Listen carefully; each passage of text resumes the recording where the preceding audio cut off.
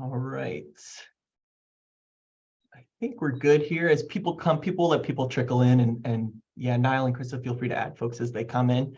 We'll welcome everyone. This is the San Carlos Home Electrification Workshop. So if you're looking to learn about how to electrify your home, about some of the incentives, and also provide us with some really valuable feedback on some different policies the city might consider, then you've come to the right place.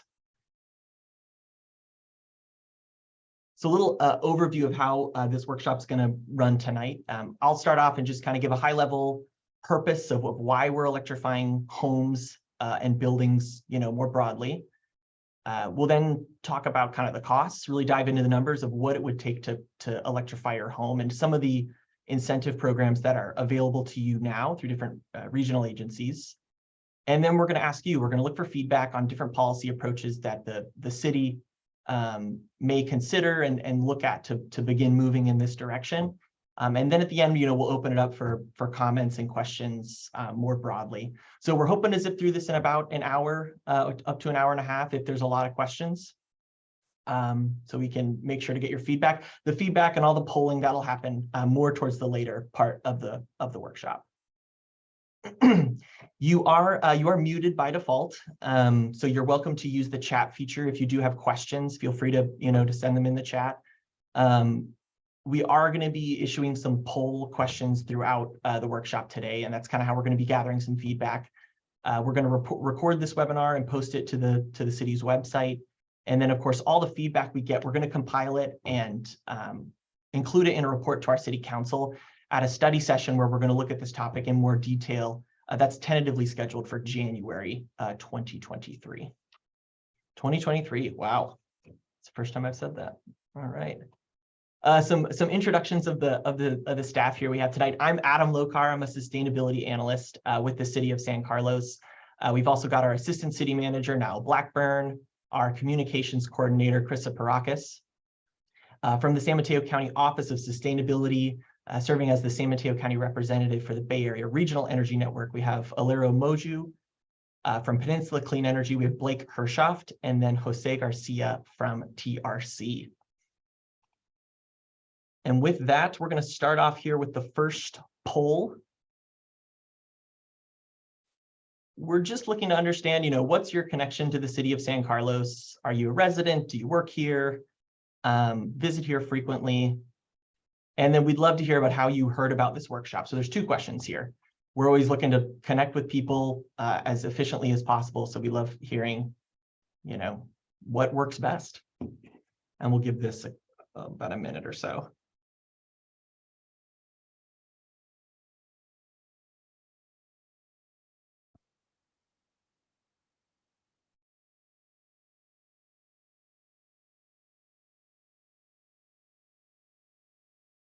Great.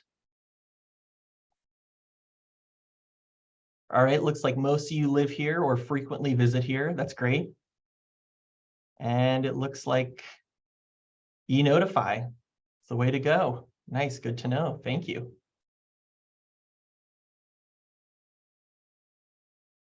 We have one other welcome question, excuse me.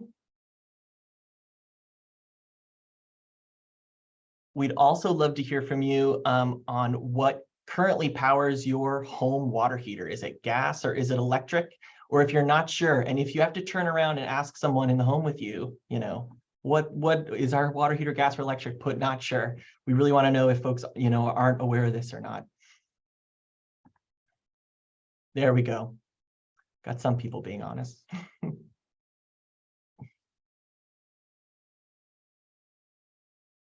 All right, it looks like, as you can see, most people are currently with a gas water heater.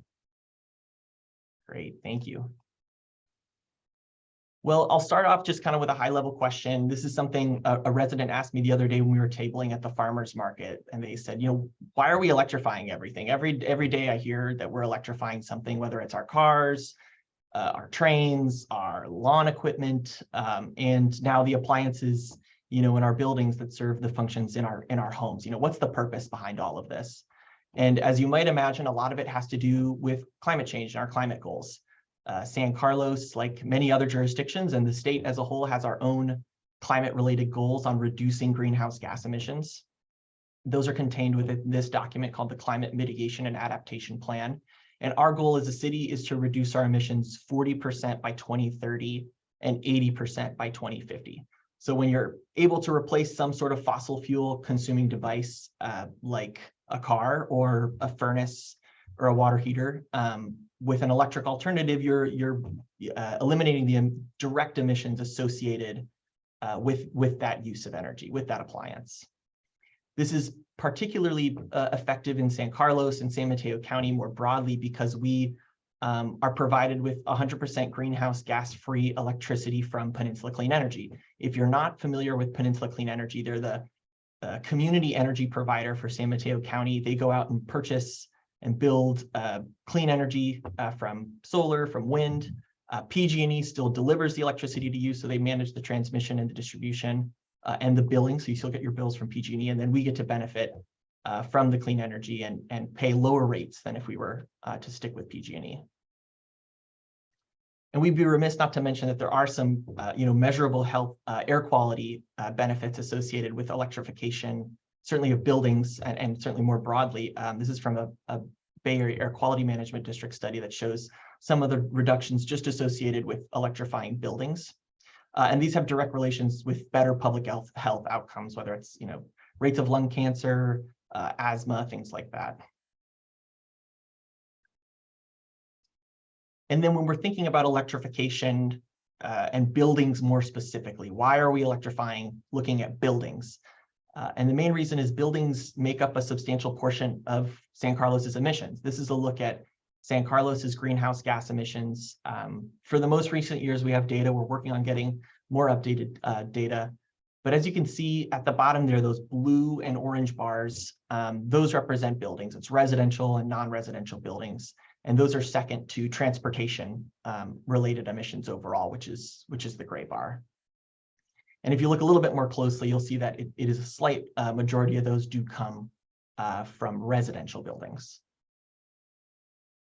Now, if we were to kind of forecast out those emissions into the future, and we're just thinking buildings right now, forecast out those emissions relative to our where we need them to be to meet our 2030 emissions target, there's a few different ways that we can bend this curve down to meet the target. We can deploy energy efficiency measures. So that's things like improving the insulation of our homes, or doing duct sealing or air sealing or more efficient appliances.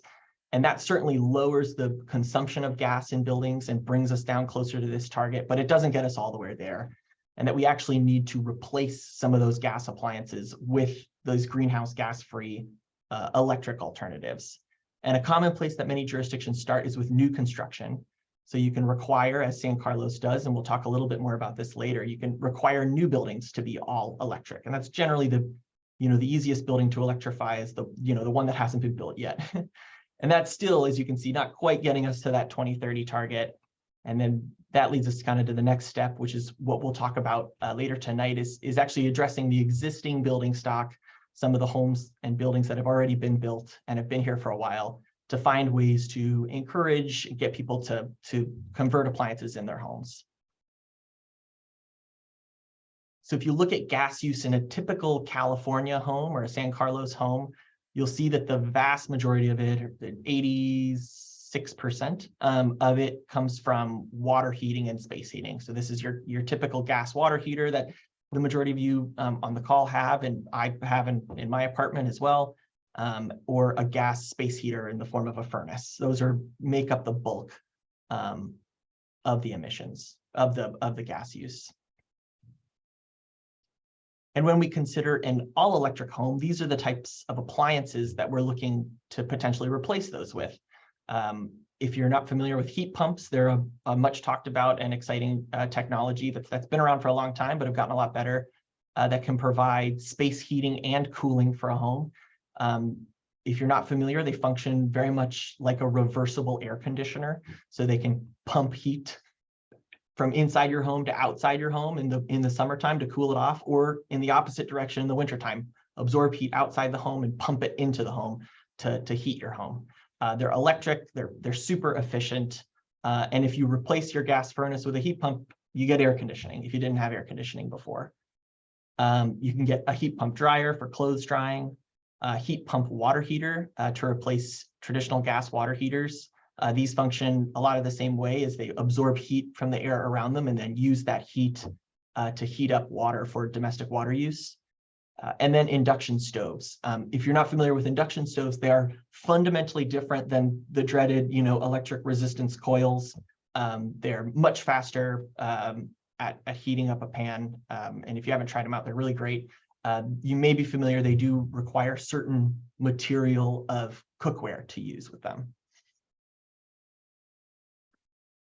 A question we get all the time, and I think a reasonable concern is this, more high level, can the grid handle it? I think we're all familiar with some of the text messages that we got, in September, urging us to reduce our demand on the grid.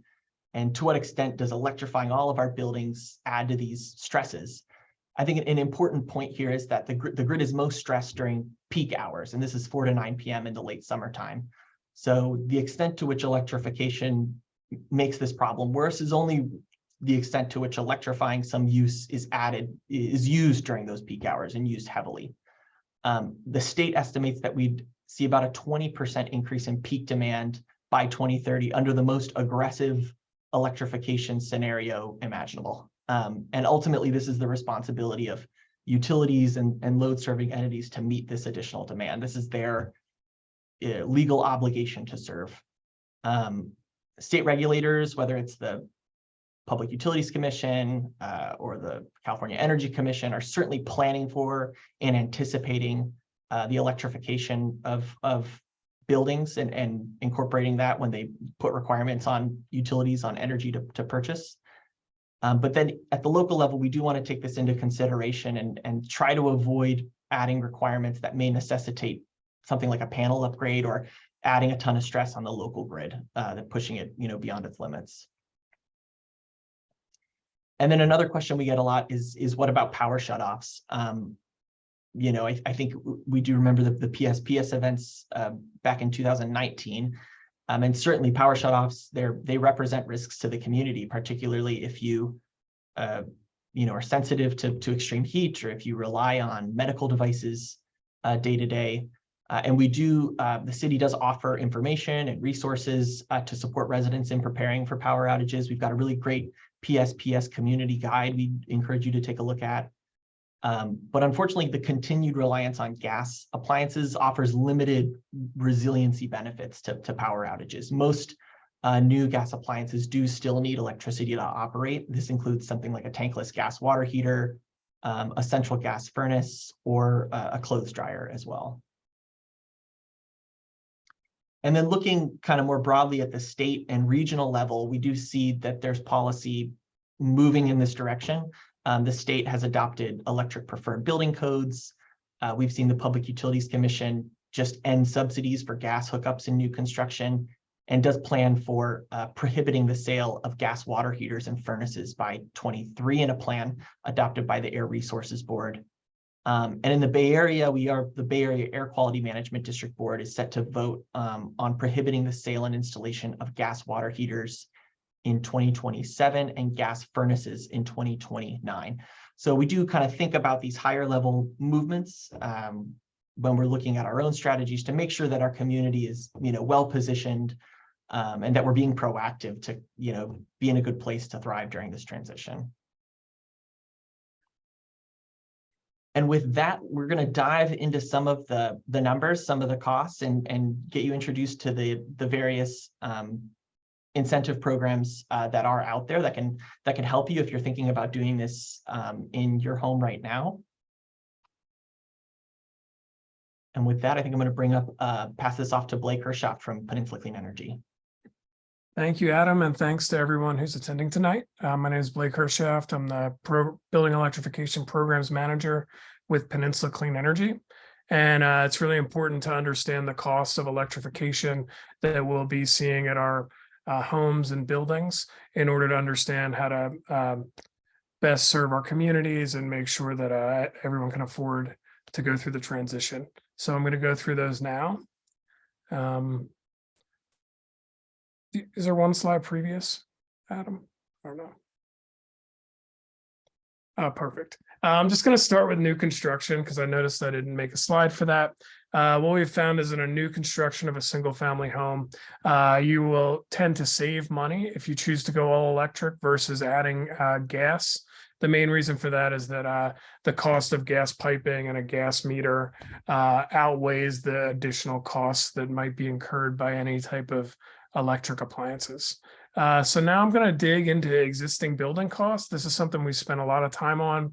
I've looked at hundreds of incentive applications, dozens of estimates for homes, and also interviewed many contractors on the subject to really figure out these costs. For HVAC with cooling, if you're adding a heat pump that can do heating and cooling at your home, the median price we've seen for that is $19,000 installed. For a clothes dryer and electric dryer, it really depends if you have the wire or not, but $1,000 is a good estimate for that. I was just looking at websites before this. You can get them as low as $500. Heat pump water heater, the median cost we're seeing for that is about $6,000. And then an induction range and adding a wire that'll go to that range is about $2,500 for a price point range. An important thing to note here is that keeping the gas equipment isn't free. Owning a home and maintaining the equipment in the house does cost money. So we want to look at what the replacement cost of those gas appliances would be, which I've listed here. Once you factor those in, you can see what the incremental cost of electrification is. So that's the cost to electrify minus the business as usual gas replacement cost. What we're seeing here is $3,000 for HVAC, an additional $3,000. Clothes dryers cost equivalent. The water heater will cost you about an additional $4,000 on average, and then the range about $1,500.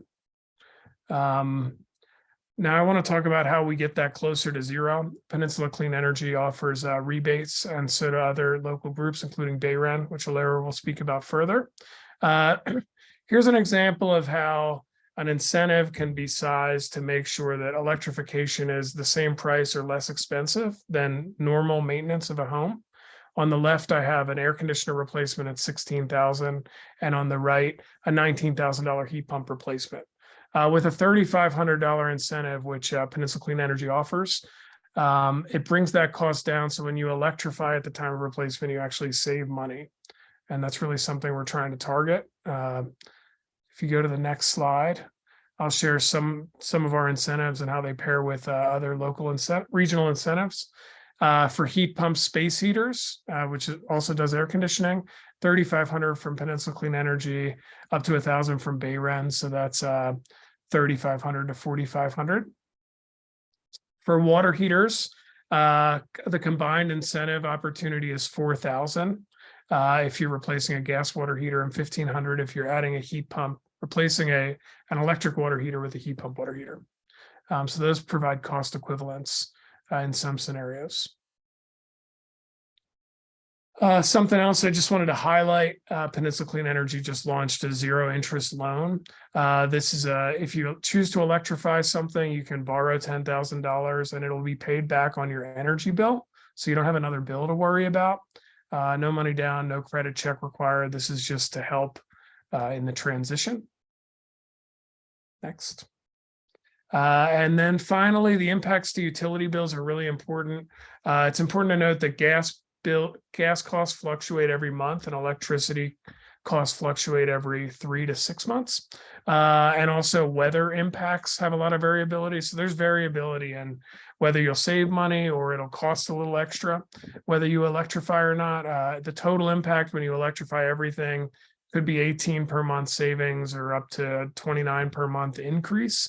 Generally, we see it as about a wash, whether you choose to go all electric or keep using fossil fuels.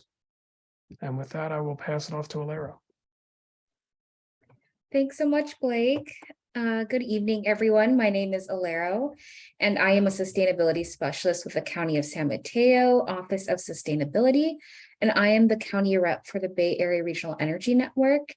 And today I'll be giving you an overview of some exciting incentives that we have available today.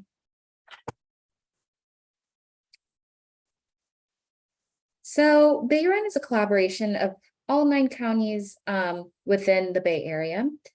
And we manage energy efficiency programs across the Bay Area, which include single family, multifamily, commercial, and local government trainings.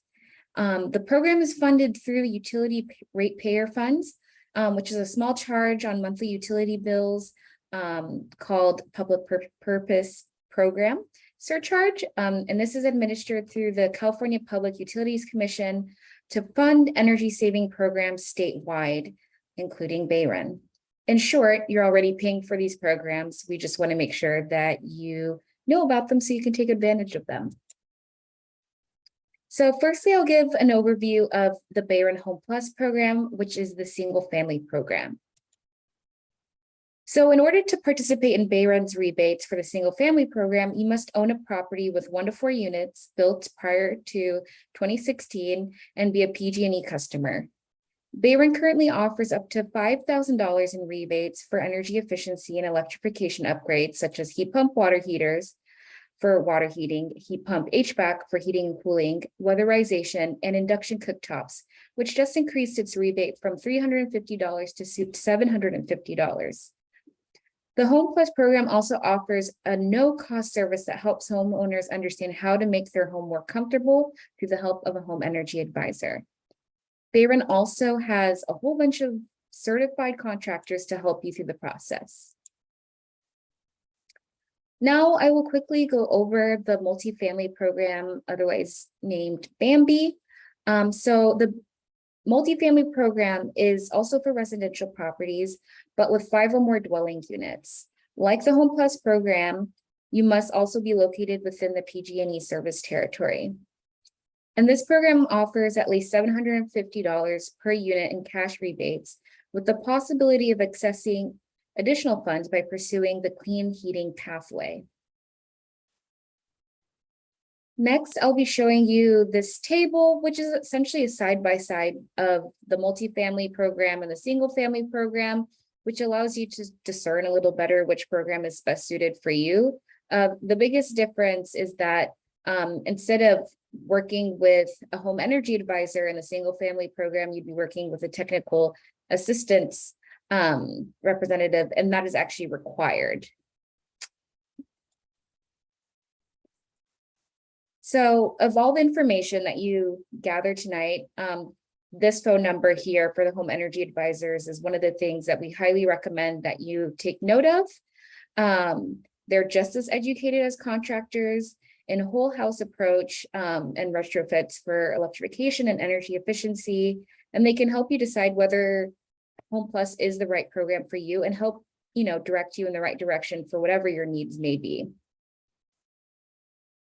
And lastly, Bayron also has a database of vetted Bayron certified contractors, as earlier mentioned, and they can help you make the upgrades that you would like to your home with peace of mind. These contractors also have the knowledge and the know-how to access other regional and local and state rebates. And we are also always looking for more Bayron certified contractors. So if you know of any contractors, send them our way, and we'll be happy to have them help serve people like you. Thank you. Great. Thank you, Alero, and thank you, Blake, for going over that. So now we're going to move on, and this is the part here where we're going to look for your feedback on some of the different policies that we're considering to bring forward to the City Council for them to discuss. Adam, may I interrupt really quickly? This Yeah, is for Lila sure. Blackburn. Some folks are noticing that the slides seem to be small on the screen. Do you have any suggestions? I think it's more on the user end on how to enlarge it. I'm not sure. I don't have any suggestions. I'm sorry. There's a top button on the top right of your Zoom. It should say view, and it shows the different ways you can see the screen. Perhaps you can maybe play with that and try to find a view that works best and make sure that you're viewing full screen. All right, sorry to interrupt. No worries. Yeah, hope they're able to figure it out. And I will say too, we are going to, this is being recorded. We will post this to the City of San Carlos website. So it should be available afterwards for folks. So anyways, we're going to be looking for your feedback. To start off here, I'm going to just focus exclusively on new construction, and we're just kind of talking residential buildings here. So San Carlos, as I mentioned before, it's generally easiest to start in moving in this direction with new construction, new buildings. And we, along with many other jurisdictions in the Bay Area, adopted what we call a REACH code. You may be familiar with that term.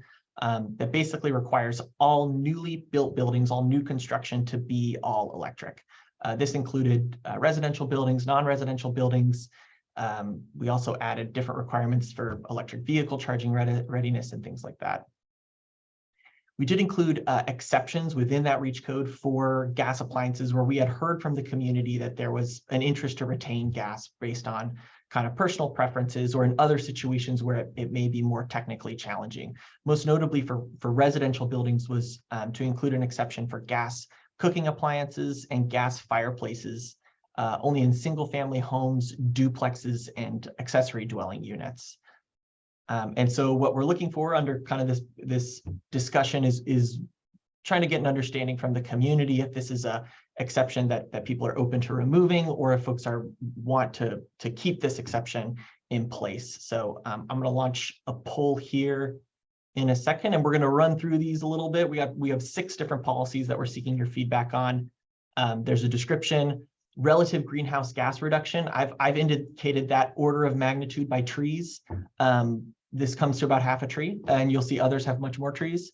And just to frame this, about 13 out of 20 new homes built last year did take advantage of this exception. So there should be a poll here. We're just looking for you to answer to what extent you support removing this exception. So if you do support removing it, you'd be wanting to move in the direction of requiring all electric up front. If you're opposed to removing this, then you'd want to retain the flexibility for folks to keep gas appliances at new construction.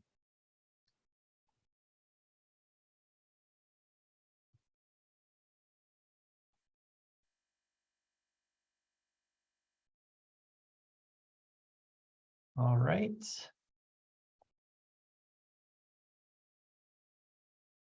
I think we're good. And we'll share the results. No neutral. Interesting. Okay. Thank you for that. And then we're also, so that's the main focus, the main question around new construction. I wanted to switch gears and talk about existing buildings. If you remember from the very snazzy greenhouse gas forecast that we can't get to our goal alone by electrifying new construction. We also need to look at existing buildings as well, our existing building stock. When we look at policies to electrify existing buildings, this gets a lot more kind of complicated and nuanced. Here's some of the topics or considerations to keep in mind.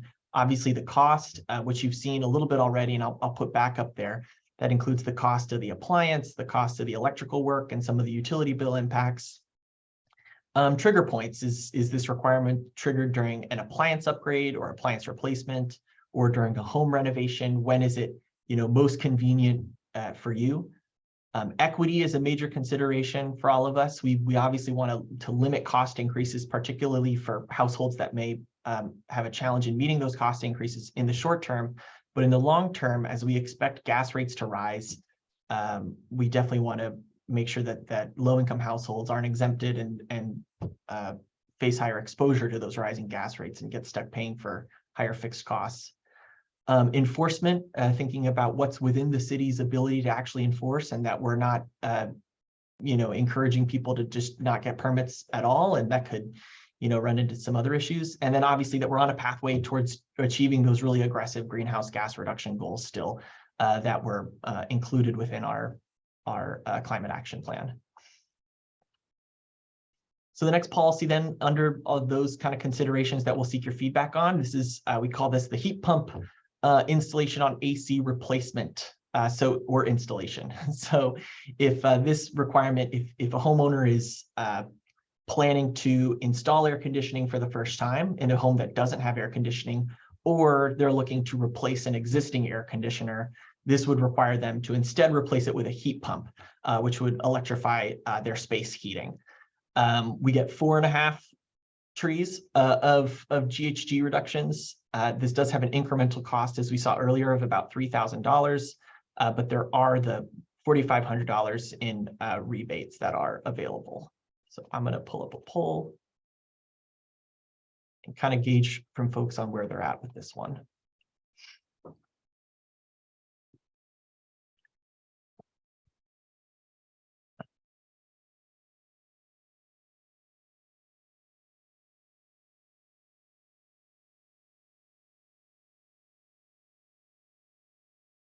Great, thank you. I think that's everyone. And there's the results there.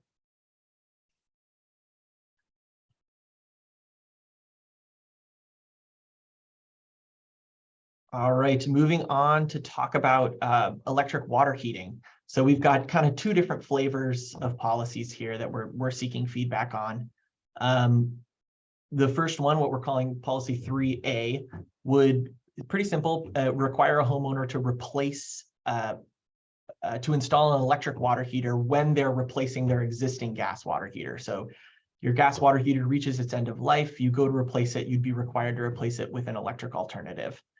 The alternative to this is 3B, which would be require someone to install an electric water heater during a home renovation that also includes replacing an existing gas water heater. The reason for this is that we have heard if your water heater goes out, you're usually in a state of panic or urgency to get a new water heater in and don't want to be faced with any sort of time delays potentially on doing an electric water heater. So this is kind of 2 different approaches. There are, a difference in greenhouse gas reduction benefit given the amount of times that this happens. It does have an incremental cost of around $4,000, but as we indicated earlier, there are $4,000 worth of incentives out there to help offset that. All right, and I just launched the poll. We are asking on both of these approaches together.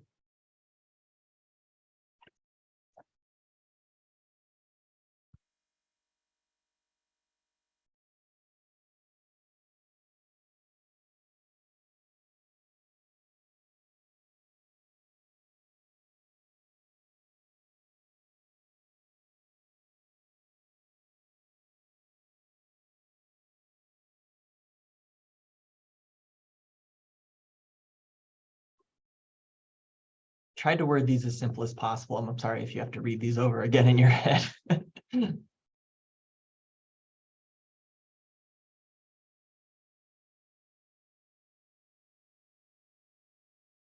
All right. I think we're there. Cool. And share results, general support. Looks like folks are a little bit more amenable to the 3B. Gotcha. Great, thank you. Just a few more here. The next one has to do with pools. This would simply require if someone's installing a new pool where they don't currently have a pool, that this would require that pool to use electric or solar water heating.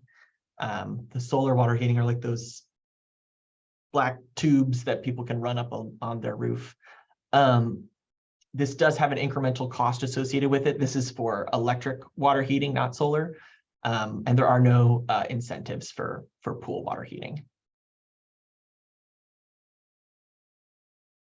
And we'll launch the poll.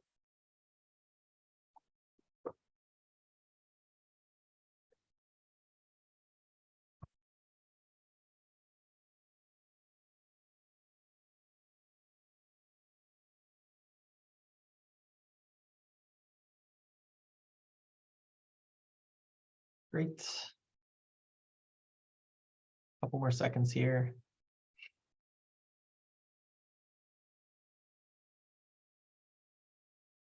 All right. And we're in unison on this one.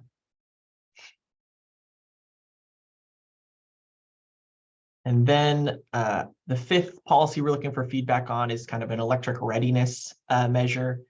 This would require installing electric outlets for future electrification of cooking appliances and clothes dryers during renovations. So if you're renovating your kitchen or renovating the area where your laundry is, you know, a substantial renovation, you'd be required to install electrical outlets. So at some point in the future, those could feasibly be swapped out for electric appliances, but it doesn't require the installation of an electric appliance.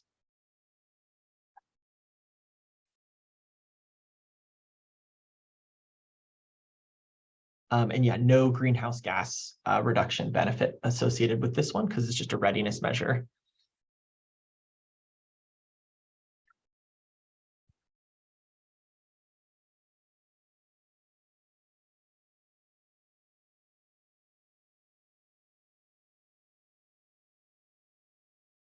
All right, you all are fast.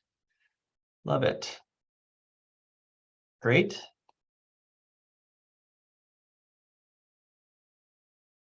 And then the last policy option here, another kind of electric readiness consideration. This would require reserving panel capacity and breaker space for future electrification when upgrading the existing electrical panel. So if you need a panel upgrade for whatever reason that may trigger the panel upgrade, this would just require that the homeowner and the electrician make sure that there's space on that panel for future electric devices. To the extent possible. There's no incremental costs with this or incentives or anything. And I will launch poll.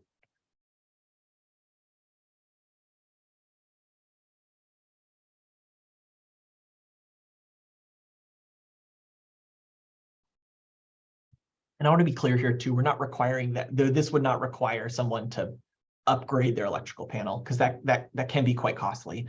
This is simply to when they're doing that already. That this requirement would go into place.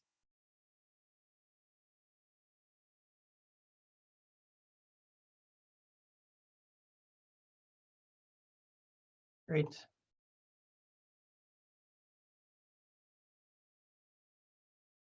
Great. All right, and those are the main policies we wanted your feedback on. So thank you all for participating in that. That's really helpful for us. Like I said, we'll compile all those and other comments we get tonight to a report to the City Council.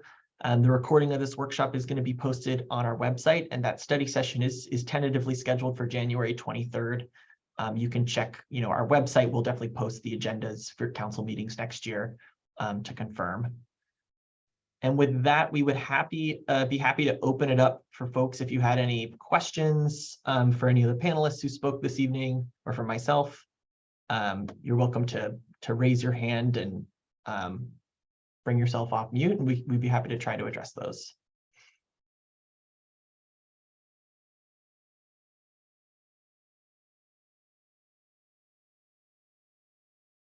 Don't be shy. Adam, we got a question about whether there were any subsidies for panel upgrades.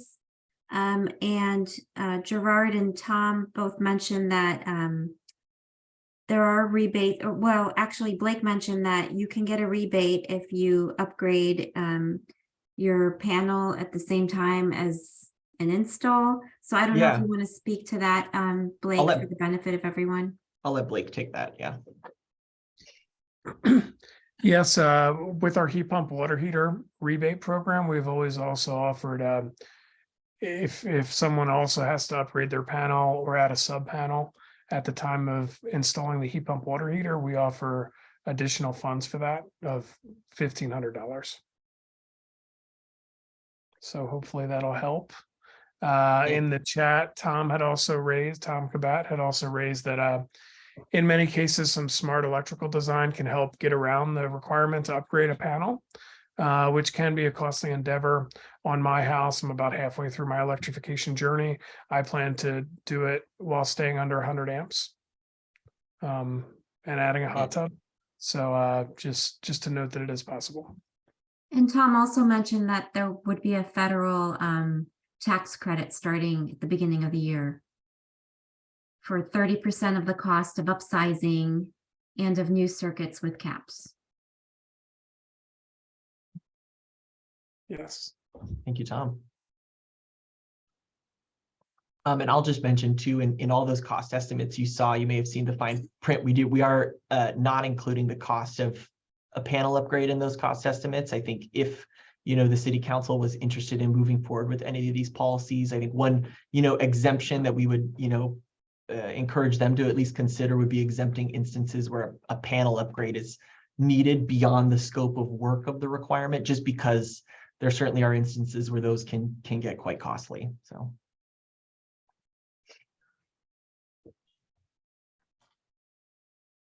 Kathleen has her hand raised. Yeah, Kathleen. Hi, Adam. Yeah, I really appreciate this workshop. I'm just wondering what, if any, plans the city has for additional public education, public outreach, because I think one of the big obstacles on this is just a lot of people aren't familiar with the technology. And you mentioned earlier that you're sometimes at the farmers markets. I wasn't sure if that was just sort of generically the city has a booth at the farmers market, or are you there specifically talking about electrification? Yeah, we went to the farmers market and did a little bit of tabling. Maybe you can see my cool poster there. Sneak peek into my world. Yeah, we absolutely, you're exactly right. And I think it's a huge barrier to this is just general awareness. We went to the farmers market. I'm sure we'll go again and just to engage people in conversation on, what do they think of electrifying their home and what what's their familiarity with the solutions and the resources that are out there. To date, with the kind of feedback we've gotten is a lot of folks aren't necessarily super looped in. I think a lot of people have a good understanding of that maybe an electric vehicle is better than a gas vehicle, or that conserving energy is a good step that they can take, but not a full awareness yet on why electrifying appliances in your home has the same kind of environmental benefit. So we're always doing outreach. We put it on our website, newsletters, trying to do events like this, host workshops like this. But yeah, it's certainly always looking to get the word out to folks about these resources and about the concept in general. Thank you. Yeah. And Margot. Yeah, I'm wondering if you could talk a little bit more about that question about, can the grid handle it? Can PG&E handle it?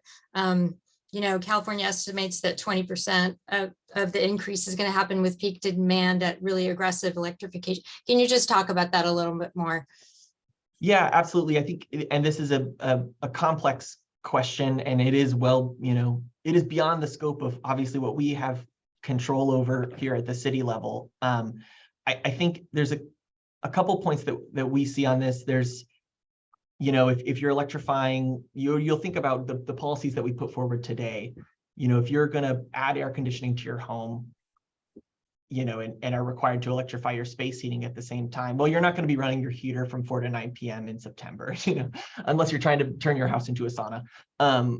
So we're trying to not contribute to this problem. And I think there's ways in which these immediate electrification does in small ways, but long term, I think the feeling is that these load serving entities should be able to manage this. This is going to be a long process that to turn over appliances and buildings takes a long time, and it should be at a pace that our utilities and other load serving entities like Peninsula Clean Energy can bring those additional capacity onto the grid.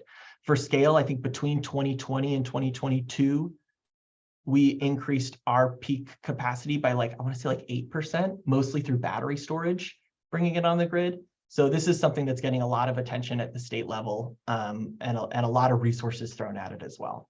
So. Thank you. Yeah, no problem. Yeah, Ravi. Hi, thanks.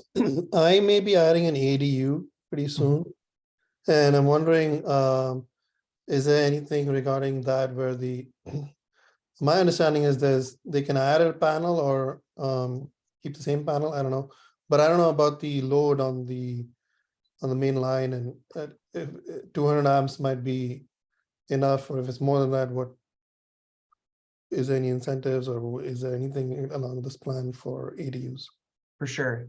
Yeah, the ADU would be subject to the city's all electric reach code. It would be required to be all electric. I am not an electrician, so I don't have a good gauge on, you know, panel capacity and things like that. I'm curious, I don't know if Blake or maybe even Jose can speak to that a little bit more. If one of you guys is still on. That's a good question. I think it would depend on the design of your ADU and how you're planning on that. If you want, you can go to we run a website with a technical assistance program. Mhm. The website is allelectricdesign.org. If you apply for there's like a intake form on that website that's a short Google form, and we could walk through your particular project and kind of talk through some of that, if that's helpful. Okay, but in general, if a house if the square footage is high, I guess you're expecting it to be below amps, and if there's an EV, because I also have an EV, you're expecting it to be a certain below the 200 amps, right? I think so it sounds like you have a 200 amp service, is that right? I think I have 150 right now. Okay. I would say definitely for an electrician, it depends on the house. However, I would say, you know, the average size house in San Mateo County, coupled with the average size ADU, should be able to go all electric on both at 200 amps.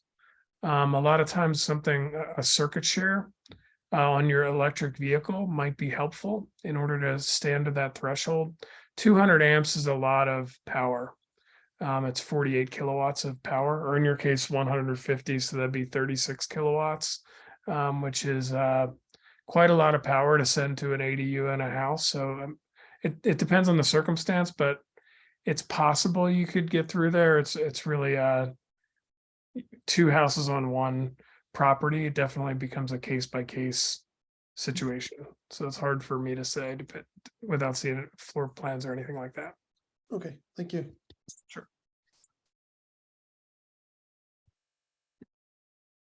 Adam, you mostly focused on residential electrification, but a Mhm. question was asked. Is there a discussion regarding promoting or requiring solar panels on businesses and parking lots? Yeah, this is just to scope this workshop, we try to keep it residential focused. So the state already the state building code requires solar on all new buildings. The last code cycle, the state operates on a 3-year code cycle. The last code cycle, we had a lot of other, including a lot of other jurisdictions, had kind of went ahead of the state and required solar on all buildings, and now the state has since matched us and now requires solar on all new construction. I'm not sure about parking lots. I don't believe so. Probably just a cost consideration, but yes, it is required on new residential and non-residential buildings.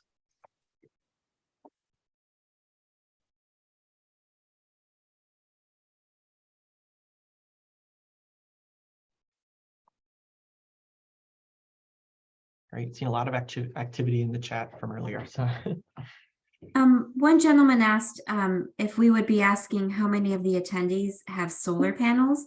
I know we're mostly talking about electrification, but I suggested that if we had time, you could go ahead and create a quick poll. Would you be willing to do that? I mean, yeah, but how about everyone knows how to use the raise hand feature, I hope. Oh, there you go. Yeah, how about a quick raise hand for folks that have solar? If you're willing to share. There you go. Yeah, no pressure. I'm unable to raise my hand, but I would if I could. Okay. Also, are there any incentives or rebates for battery storage for home backup? Blake, I might turn to you for this one. We do not currently offer any. I'm trying to think if there are any statewide. I'm going to do some quick digging really quick. And thank you, Kathleen, for posting a link to calculate federal incentives for electrification. Excuse me. Javier, you made some interesting points there, so feel free to take yourself off mute if you want to share your thoughts. Hi, I just wanted to say, I was very interested on battery storage and doing anything, but it was hard to change anything in a short notice for the water heater. Yeah. So especially with a family of 5, it will be great, if also the prices will be normalized. Sometimes it's hard to find a trusty contractor that would do everything and help with incentives. Yep. Yeah. Yeah, the quick turnaround on the water heaters is a challenge for us. Yeah. Thank you for sharing. And then I think Bernard, did you want to comment as well?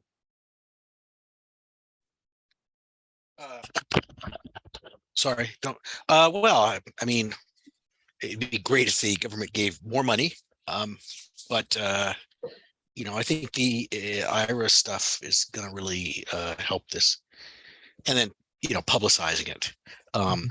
But for sure, heat pumps are going to be a huge agenda item. I mean, it's going to be within the next couple of years. It'll be hard to escape hearing about heat pumps. Absolutely. It is. If my coworkers will say it's hard to escape it now when you hang out with me, because it's all I talk about.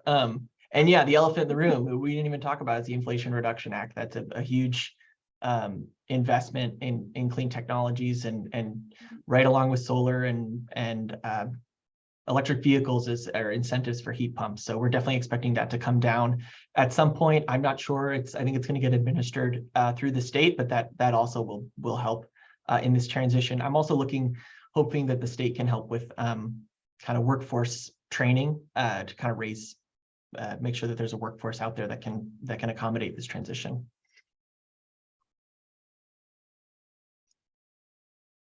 Cool. Well, I think that covers everything. I wanted to, unless there's any other questions or comments, I want to thank everyone for joining this evening. It was really great speaking with all of you and seeing some of you who I haven't seen in a while. If you have any questions, feel free. My email's there. You're welcome to reach out to me and ask any follow-up questions.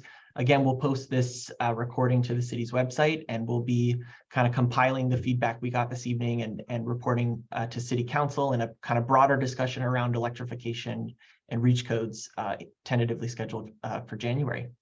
So, and Adam, we'll be posting the recording to our webpage. It's cityofsancarlos.org/energy. I'm also going to provide the link. But what about the slides? Some folks were interested in the slides as well. I'll post the slides as well, and they should be hyperlinked if you want to explore any of the links on there. Excellent. Thank you. Great. Thank you all. Thank you all very much. Good night. Thank you. Thank you. Thank you.